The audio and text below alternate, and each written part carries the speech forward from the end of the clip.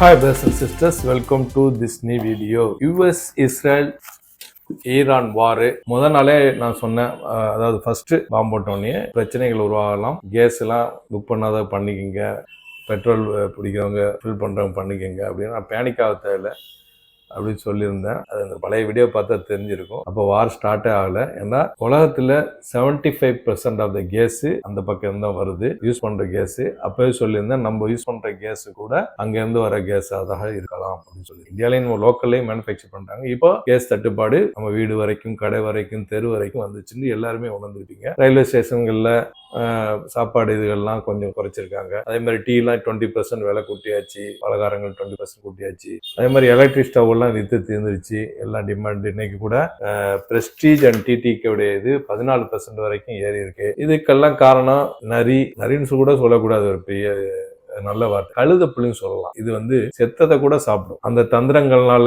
ஏற்பட்ட விஷயங்கள் தான் இது நல்லா மிகப்பெரிய பாலிடிக்ஸ். இது கூர்ந்து ஆராய்ந்து பார்க்கிறவங்களுக்கு இது தெரியும். பின்ன இஸ்ரேல்னு கூட சொல்லலாம். சரி, இப்போ ஆயில் ஃபீல்டு மேல இஸ்ரேல் போட்டதுனால, இஸ்ரேல் ஏற்கனவே சொல்லியிருக்கு, ஆயில் ஃபீல்ட்ல போட்டா நாம் உங்க ஆயில் ஃபீல்ட்லயும் போடுவோம். இப்போ கிட்டத்தட்ட எல்லா UAE, சவுதி, சுத்தி உள்ள எல்லா ஆயில் ஃபீல்டு, அரம்கோ சவுதியில போட்டதாக சொல்லப்படுது. இப்போதைக்கு ஒரு பதட்டம் ஏற்பட்டுச்சு. நேற்று ஆட்டோமேட்டிக்காகவே பெட்ரோல் விலை ஏறிச்சு, கோல்டு இறங்குது. கோல்டு ஏன் இறங்குதுன்னு சொன்னா, உலக போர் ஏற்படுமோங்கிற ஒரு பதட்டத்துல தான் கோல்டு ஏறிட்டு இருந்துச்சு. இப்போ உலக போர் எந்த கண்ட்ரிஸ் தான் தலையில உள்ளே இந்த 3 கண்ட்ரிஸ் தான் சுத்திட்டு இருக்கு. ஸோ கோல்டு இறங்க ஆரம்பிச்சிச்சு. காலையில போர்ட் ரேட் 14,300 இருந்தது, இப்ப 13,900. இப்பெல்லாம் சார்ட்ல நம்ம பார்ப்போம், எல்லாமே 13,900 ஆயிடுச்சு. நல்லாவே இறங்கிட்டு இருக்கு. ரைட்டா, கோல்டு $4,682 இருந்தது, 4,400 தான் சமீபத்திய லோ. அதுவும் பார்ப்போம். சரியா, இது இல்லாம HDFC அனந்து சக்கரவர்த்தி பார்ட்னர் சேர்மன் நேற்று நைட்டு ரிசைன் பண்ண போறேன்னு சொன்ன உடனே ADR, HDFC உடைய ADR 7.5% வரைக்கும் இறங்குச்சு. அதை தொடர்ந்து கிஃப்ட் நிப்டியும் விழ ஆரம்பிச்சது. காலையில கிஃப்ட் நிப்டி டவுன்ல ட்ரேட் ஆனதுனால டெலிகிராம்ல கேப் டவுன் அப்டேட் பண்ணியிருந்தேன். டெலிகிராம்ல ஜாயின் பண்ணாதவங்க லிங்கை பயன்படுத்தி ஜாயின் பண்ணிக்கோங்க. ஃபேக் ஐடியில ஜாயின் பண்ணி ஏமாந்துட வேண்டாம். எனக்கு ஆதரவு அளிக்கிற அனைவருக்கும் நன்றி. மறக்காம லைக் பண்ணுங்க, அது ரொம்ப மோட்டிவேஷனா இருக்கும். Yesterday close 23,777. இதை 5 மினிட்ஸ் மாத்திடுறேன். இன்றைய ஓபன் 23,777, 23,197, 575 பாயிண்ட்ஸ் கேப் டவுன் ஆச்சு. 9 ஹாலுக்கு ஒரு லோ கிரியேட் பண்ணிச்சு 23,180, 9 ஹாலுக்கு ஹை கிரியேட் பண்ணிச்சு 23,378. அதுதான் இன்றைய ஹை கூட 200 பாயிண்ட்ஸ் அப்பாச்சு. அதிலிருந்து market lower low, lower low, lower low, lower low, lower லோன்னு சொல்லி 3 மணி வரைக்கும் கீழே இறங்கிட்டே இருந்துச்சு. அப்போ ஒரு லோ கிரியேட் பண்ணிச்சு 22,930. 16ஆம் தேதி இதே இடத்திலேயே மார்க்கெட் கீழே வந்துச்சு 22,955. அதையும் உடைச்சு கீழே மார்க்கெட் போச்சு 22,930. இது ஒரு மார்க்கெட்டிங் வெரி நெகட்டிவ் தான்.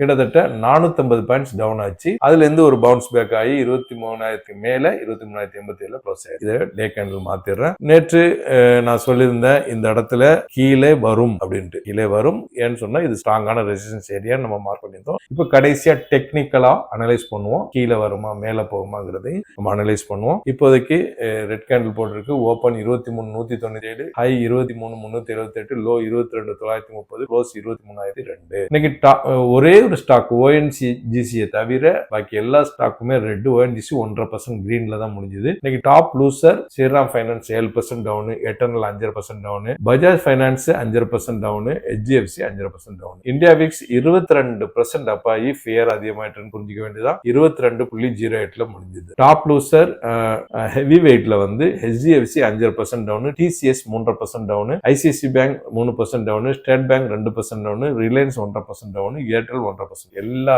ஹெவி வெயிட்ஸும் டாப் லூசரா இருக்காங்க. அதே மாதிரி ஆட்டோ செக்டர் இன்னைக்கு 4.5% டவுன், ரியாலிட்டி 3.5% டவுன். மற்ற எல்லா செக்டருமே 3% to 1.5% வரைக்கும் குறைஞ்சது. பேங்க் நிப்டியை பொறுத்தவரை அதை மாத்திரனா, இன்னைக்கு ஒரு 900 பாயிண்ட்ஸ் மூவ்மெண்ட் 53,450 முடிஞ்சது. ஒரு டோஜி கேண்டில் போட்டிருக்கு ரெசிஸ்ட் சப்போர்ட் ஏரியால 84,150 to 53,240, 900 பாயிண்ட்ஸ் ஒரு டோஜி கேண்டில் போட்டிருக்கு. எல்லா பேங்குமே ரெட். கோல்ட பத்தி நம்ம ஸ்டார்டிங்லயே பேசணும். இப்போ சார்ட்ல பார்ப்போம். 4601 ஒரு ஃப்ரீ ஃபால் மாதிரி மேல இருந்து கீழே விழுந்துட்டு இருக்கு. அதற்கான காரணம் உலக போர், மற்ற நாடுகள் தலையிட்டு பிரச்சனை ஆகுமோ இந்த ஃபேர்ல தான் கோல்டு ஏறிட்டு இருந்து சொல்லப்படுது. ஆனால் இப்போதைக்கு அமெரிக்கா இஸ்ரேல் அண்ட் ஈரானுக்குள்ளே தான் இந்த போர் வந்து ஒரு முற்றுப்புள்ளி வைக்குது. ஆனால் இதுலயும் ஒரு சிக்கல் இருக்கு. அமெரிக்காவுக்கே தெரிய மாட்டுது என்ன நடக்குதுன்னு சொல்லி அது சில நியூஸை பார்த்துருவோம். ஏன்னா இந்த கோல்டு இறங்க செய்யறது, அதாவது இந்த பொண்டாட்டி சில இடத்துல வம்பு இழுத்துருவாங்க. பிபி வம்பு இழுத்துருவாப்புல, புருஷன் போய் அதை சமாதானப்படுத்துவான். புரியும்னு நினைக்கிறேன் சில புரியுறவங்களுக்கு. அதே மாதிரிதான் இப்ப நடந்திருக்கு. அதாவது Trump denies US knowledge in Israel South Pars assault in Indian எக்ஸ்பிரஸ்ல வந்திருக்கு. அதாவது எனக்கே தெரியாது அந்த சவுத் பார்ஸ், அதாவது ஈரான்ல உள்ள சவுத் பார்ஸ், இதேதான் கத்தார்ல அந்த பக்கம் கேஸ் இருக்கு. உலகம் ஃபுல்லாவே கேஸ் சப்ளை பண்ணால் 13 வருஷத்துக்குள்ள கேஸ் அங்க இருக்குதுன்னு ஒரு அளவுகோல் இருக்குது. சும்மா ஒரு அப்ராக்சிமேட்டா எவ்வளவு கேஸ் இருக்குன்னு சொல்லி யாராலையும் கணிக்க முடியாது.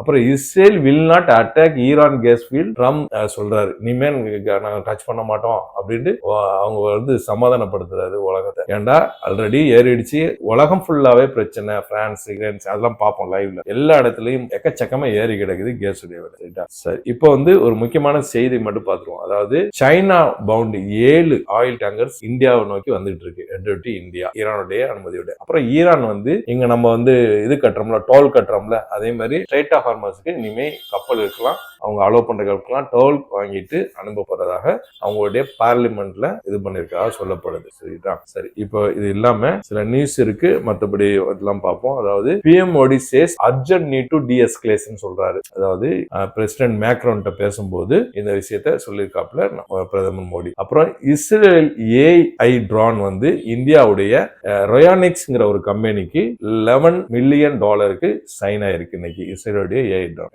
இதெல்லாம் வந்து இதோடைய நியூஸ். அடுத்தது வந்து இதே தொடர்ந்து நம்ம இதை பார்த்துடலாம். சில்வர் வந்து இதை விட ஜாஸ்தி இறங்கும். ஏன்னா சில்வர் ஏற்கனவே ரொம்ப டேஞ்சிங் பாருங்க, பழைய இடத்துக்கு வந்துருச்சு பாருங்க, $70 கிட்டக்க வந்துருச்சு. இதை விட கோல்டை விட வேகமாக இறங்கிட்டு இருக்கு சில்வர், புரிஞ்சுக்கணும். அதே மாதிரி யூஎஸ் ஆயிலும் 100க்கு மேல, இது brent oil, crude oil, WTI எல்லாம் 100க்கு மேல ட்ரேட் ஆக சொல்லப்படுது. அதே மாதிரி பிட்காயின் 74,000 70,204 இப்ப ட்ரேட் ஆயிட்டு இருக்கு. போர்ட் ரேட் இப்ப சாயங்காலம் 13,900 மாற்றப்பட்டிருக்குது. $265 வெள்ளி இருக்கு. குளோபல் மார்க்கெட் ஃபுல்லா பிளட் பார்த்தாங்க. S&P 500 1.5% town, Nasdaq 1.5% town. Trump இடைத்தேர்தலில் கஷ்டம் தான். இங்கிலாந்து FTC 2% down, CSE Italy 1.5% down, DX Germany 2.5% down, Japan Nikkei 3.5% down, Singapore ஸ்டேட்டைம் 3.5% down, Hong Kong Hang Seng 2.5% down, Taiwan weightage 2.5% down, Korea KOSPI 3% down, SCT composite 1.5% down, Shanghai China 1.5%. எல்லா sectors, எல்லா மார்க்கெட்ஸும் blood பாத். FID ஆக்டிவிட்டியை பொறுத்தவரை அவங்க with தள்ளிட்டு தானே இருக்காங்க. நம்ம நேரத்தையே பார்த்தது தான். பாருங்க, இதெல்லாம் நேற்று 4,276 கோடி, அதுக்கு முன்னாடி 9,400, அதுக்கு முன்னாடி 10,000, 7,000, 5,900, 5,500, 6,500, தொடர்ந்து 14 ட்ரேடிங் செஷனா விட்டுருக்காங்க. 1 2 3 4 5 6 7 8 9 10 13 ட்ரேடிங் செஷனா அவங்க வித்துட்டே இருக்காங்க. பல கோடிகள் வித்தள்ளிட்டாங்க. நீ எவ்வளவு தள்ள போறாங்களோ பயத்து தான் இப்ப வருது. ரைட்டா? சரி. ஆனா DIs வந்து மார்க்கெட்டை காப்பாத்திட்டு இருக்காங்க, வாங்குறாங்க. நேத்து கூட 233 கோடிக்கு வாங்கி அவங்களும் குறைச்சிருக்காங்க வாங்குறத. ரைட்டா? நெட் பர்ச்சேஸ் அதை நம்ம பார்க்க சாரி, இது FID நெட் பர்ச்சேஸ். DIs இதை பார்த்துருவோம், சம்மரியில பார்த்தா தெரிஞ்சிடும். எஸ், நேத்து 4,741 கோடிக்கு DIs 5,205 கோடி வாங்கிக்கலாம். சரி, இப்ப அடுத்தது வந்து ஆப்ஷன் செயின் பார்த்துருவோம். ஆப்ஷன் செயின் இப்போ ஒரு இன்ட்ரெஸ்டிங்கா இருக்கு. அதாவது ஓவர் சோல்டு கிடையாது, இருந்தாலும் நெகட்டிவா இருக்கு. இந்த பக்கம் 13.29, இந்த பக்கம் 18.56, 0.71, 0.5 அந்த மாதிரி எல்லாம் ஓவர் சோல்டு இல்ல, ஓரளவு ஆனா நெகட்டிவ் தான். இது மாறுபடலாம். சரியா? அடுத்தது வந்து சில லைவ் பார்த்துருவோமா? லைவ் பார்த்துட்டு நம்ம டெக்னிக்கலா பார்ப்போம். லைவ் பொறுத்தவரை Germany warns energy shock could drive companies out of மீது USA. ஜெர்மனி வான் பண்ணுது, அங்கங்க எனர்ஜி பிரச்சனை போயிட்டு இருக்கு, எல்லாரும் சாரா என்ன பண்ணுமோ பண்ணுங்க, போர் நிறுத்தமா பேச்சுவார்த்தையா ஏதோ செய்யுன்னு சொல்றாங்க. அப்புறம் 2 killed in Israel airside advance southern Lebanon. லெபனான்ல தான் அடிச்சு தள்ளி செத்துக்கிட்டு மக்கள்லாம் பில்டிங்லாம் உடஞ்சி கவுத்துக்கிட்டு இருக்காங்களா. அப்புறம் Merz welcome signal of Trump reliance in end fighting. அதாவது ஜெர்மன் மெர்ஸ் சொல்றாரு, ட்ரம்ப் வந்து ஃபைட்டிங்க முடிவு கொண்டு வரதை பத்தி சிக்னல் பண்றாரு அப்படின்னு சொல்றாரு. இது என்னன்னு தெரியல. பிபி சொல்லணுமே, ட்ரம்ப் சொன்னா கூட பிபி இருக்கும். ட்ரம்ப் பிபி இந்த ஒரு போட்டோ கூட இருந்து இந்த இருக்காரு பாருங்க. ட்ரம்ப் வந்து இப்படி சோகத்துல வாய் வச்சிருக்காரு, இவர் சிரிச்சிட்டு வாய் வச்சிருக்காரு. இந்துஸ்தான் டைம்ல வந்திருக்கு ஒரு news. Iran strike on the world largest LNG plant in Qatar makes Trump's restrain Israel what happen. இது ஒரு நியூஸ். அடுத்தது வந்து லைவ்ல சிலதை பார்த்துருவோம். Dozens of stand vessels outside strait of Hormuz.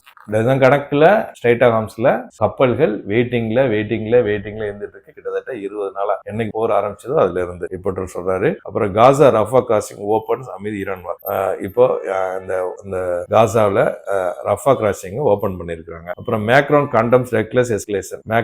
French president வந்து மேக்ரான் வந்து இந்த எஸ்கலேஷனை கண்டனம் தெரிவிக்கிறார். ஏன்னா எல்லாம் வந்து இது மேல போட்டுக்கிறாங்கல்ல, ஆயில் ஃபீல்ட் மேல போடுறதுங்கிறது ரொம்ப டேஞ்சரான விஷயம் உலகத்துக்கு. அப்புறம் life is continuing Iran prepare இது வருது இல்ல, என்னதான் இருந்தாலும் நோம்பு பிடிக்கிறவங்க சின்ன குழந்தைங்களுக்குலாம் பிரியாணி எல்லாம் சமைச்சு கொடுக்கணும்ல, அதுதான் காமிக்க இந்த போட்டோ போட்டிருக்காங்க பாருங்க. எல்லாம் சின்ன பசங்க, ஒரு 15, 16, 17 வயசு பெண்கள், இந்த மாதிரி குழந்தைங்க தான் இறந்தாங்க. 175 பேர். உலகமே கண்டனம் தெரிவிச்சது. அது மிகப்பெரிய தவறு நடந்தது. மனதுக்கு எல்லாருக்கும் கஷ்டமா இருந்திருக்கும். இந்த குழந்தைங்க தான் வாங்கிட்டு இருக்காங்க ரம்ஜான் காண்டி பொருட்கள்லாம் வாங்குறாங்க.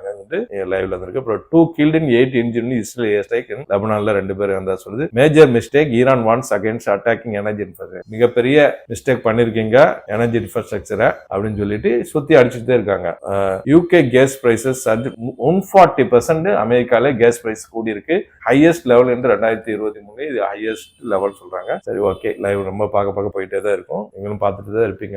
டெக்னிக்கலா வந்துரும். அதான மெயின். வந்துட்டு பாருங்க, வீடியோ முடிக்க பார்த்தா. எஸ் 50 எஸ் வெயில் என் முகத்துக்கு நேரம் அடிக்குது. ஒரு பிரதர் கூட கேட்டாரு, மேற்கு பக்கமா இருக்குதோ கேட்ட அப்படின்னு. மேற்கு கிழக்கு வடக்கு எனக்கு தெரியல. ஓகே, இது வீக்லி கண்ணில் பார்த்தா உங்களுக்கு ஈஸியா புரியும். என்ன முன்னாடி போனா இங்க இருந்து பவுன்ஸ் பேக் ஆகும்னு சொல்லிட்டு இப்ப மறுபடியும் இந்த வருங்க, இது ஒரு இடம் சப்போர்ட் எடுத்த இடம், இது ஒரு இடம், இது 2வது இடம், 3வது இடத்துலதான் இப்ப மார்க்கெட் என்ன பண்ணுது, முயற்சி பண்ணுது உடைச்சிட்டு கீழே வருது. ஏன்னா பிரச்சனை போயிட்டு இருக்குல்ல, எதுல எனர்ஜில பிரச்சனை போகுது, மார்க்கெட் எஃப்ஐஸ் பிரச்சனை போயிட்டு இருக்கு. சோ உடைச்சிட்டு கீழே போறதுக்கு 22,000 கீழே மார்க்கெட் போயே தீர்வுன்னு அடம் பிடிச்சிட்டு உடைக்கிறதுக்கு ரெடியா இருக்கு. நம்பர் 1. ஆனால் இப்பதான் நம்ம டே கேண்டில் மாத்திரம். இந்த இடம் வந்து என்னதான் இருந்தாலும் டெக்னிக்கலா நம்ம பார்க்கணும். மற்ற விஷயங்கள் போடணும். நியூஸ் வந்து இன்னைக்கு இருக்கும், நாளைக்கு வேற ஏதாவது நியூஸ் வரும், பாசிட்டிவ் நியூஸ் வரும். நம்ம டெக்னிக்கலா மட்டும் பார்க்க வேண்டியதான். டெக்னிக்கலா என்ன சொல்லுது, இப்ப என்ன சொல்றேன், டெக்னிக்கலா என்ன சொல்லுதுன்னா, இந்த இடம் நம்ம ஏற்கனவே போட்டது, மறுபடியும் இந்த இடத்துல ஒரு சப்போர்ட்ல தான் இருக்கிறது கேண்டில். சோ சப்போர்ட்ல இருக்குண்டா மார்க்கெட் இங்க இருந்து பவுன்ஸ் பேக் ஆகலாம். அதிகமான சான்சஸ் பவுன்ஸ் பேக் தான் இருக்குது. அன்லஸ் இந்த எனர்ஜி விஷயத்துல உலகம் கவனம் செலுத்தாத வரை கீழே வரலாம். கவனம் செலுத்தி விட்டால் மேல போகலாம். இந்த வீடியோ பயனுள்ள நம்புறேன். மற்றவங்களுக்கு ஷேர் பண்ணுங்க. புதுசா பார்க்க சப்ஸ்கிரைப் பண்ணி பெல் ஐகானை கிளிக் பண்ணுங்க. தேங்க்ஸ் ஃபார் வாட்சிங்.